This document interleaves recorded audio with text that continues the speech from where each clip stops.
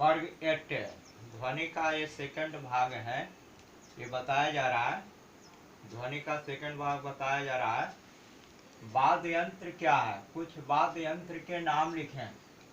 वैसे यंत्र को चलाने पर नियमित कंपन उत्पन्न होती है, जिसे मधुर ध्वनि बनता है, उसे वाद्य यंत्र कहते हैं। वाद्य यंत्र के कुछ नाम इस प्रकार बताया जा रहा है, जैसे मंजीरा। मंजीरा को बजाने पर मधुर ध्वनि उत्पन्न होती है और सुनने में बहुत सुखद लगता है। घटम, घटम भी एक वाद्य यंत्र है, जिसके बजाने से मधुर ध्वनि उत्पन्न होता है, यह भी सुनने में सुखद लगता है। नूट, नूट मिट्टी के बर्तन बने होते हैं, उसमें भी उसको भी बजाने पर मधुर ध्वनि उत्पन्न होती है। करताल, सितार, बीना, बांसुरी, हारमोनियम, ये सब ऐसे ऐसे वाद्य यंत्र है जिसके बजाने से या चलाने से मधुर ध्वनि उत्पन्न होते हैं और श्रोताओं को सुनने में ध्वनि बहुत सुखद आनंद लगता है।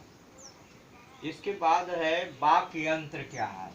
वाक्य यंत्र मानव में ध्वनि वाक्य यंत्र कंठ मणि द्वारा उत्पन्न होता है। ये गले के ऊपरी भाग में होता है और इसके रचना और कार्य का वर्णन इस प्रकार किया जा रहा है।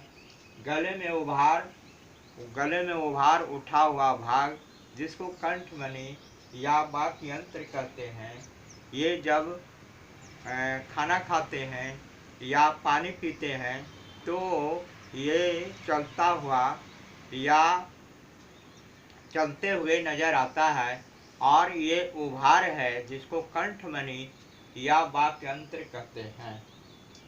यह इसके ऊपरी भाग में होता है। वाक्य यंत्र कंठ के आर पार दो वाक् तंतु होते हैं।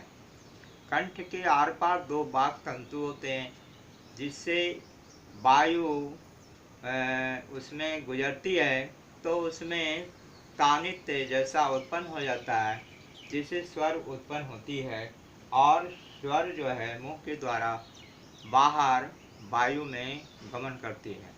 और वायु जो है वायु सूक्ष्म कणों से मिलकर बना है और इसे ध्वनि एक जगह से दूसरी जगह वायु माध्यम के द्वारा स्थानांतरित हो जाता है और जहाँ तक कोई व्यक्ति रहते हैं वहाँ तक ध्वनि पहुँच जाती है। पुरुषों के वाक् तंत्र के तंतु की लंबाई लगभग 20 मिलीमीटर होती है, जबकि महिलाओं के वाक् तंतु की लंबाई पुरुषों की अपेक्षा 5 सेंटीमीटर कम होती है और बच्चों की जो वाक् तंतु की जो लंबाई है वह महिलाओं की अपेक्षा थोड़ा कम है। तो यही कारण है कि पुरुषों और महिलाओं और बच्चों की जो ध्वनि है वह वाक् तंतु के वाक् तंतु की लंबाई के भिन्न होने के कारण ध्वनि जो है सो भिन्न भिन्न सुनाई पड़ती है।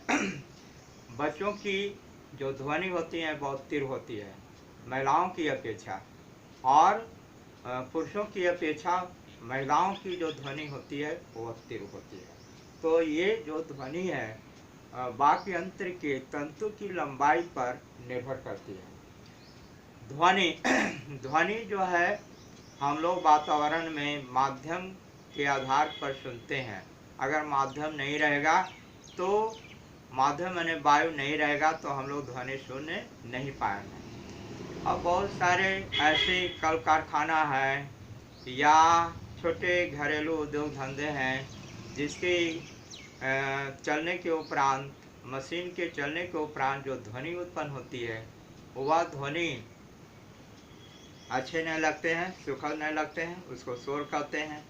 और बहुत ज़्यादा शोर उत्पन्न होने से मानव के कान से बहुत सारे बीमारी भी उत्पन्न होते हैं, बहरापन हो जाना, और अधिक ध्वनि में, अधिक तीव्र ध्वनि में रहने से कोई मजदूर या जो श्रमिक होते हैं वो 10 घंटे या 12 घंटे उस ध्वनि में रहने पर बहरापन अनुभव करने लगते हैं, या मस्तिष्क का तनाव जो है बढ़ जाता है, और उच्च जो रक्तचाप है वो भी बढ़ जाता है।